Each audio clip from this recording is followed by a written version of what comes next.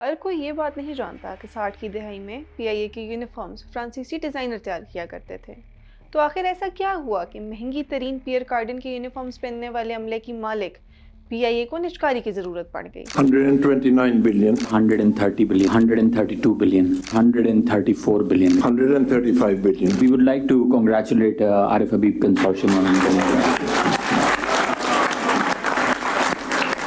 وزیر اعظم شہباز شریف کا یہ کہنا ہے کہ پرائیویٹائزیشن کا یہ عمل ملکی معیشت کو مضبوط کرے گا۔ منگل کو سب سے زیادہ 135 ارب روپے کی بولی دے کر عارف حبیب کنسورشیم نے پی آئی اے کے 75% شیئر خرید لیے۔ گزشتہ نومبر میں بھی حکومت نے پی آئی اے کی نجکاری کی کوشش کی تھی، لیکن محض 10 ارب روپے کی بولی کے بعد یہ عمل مؤخر کر دیا گیا تھا۔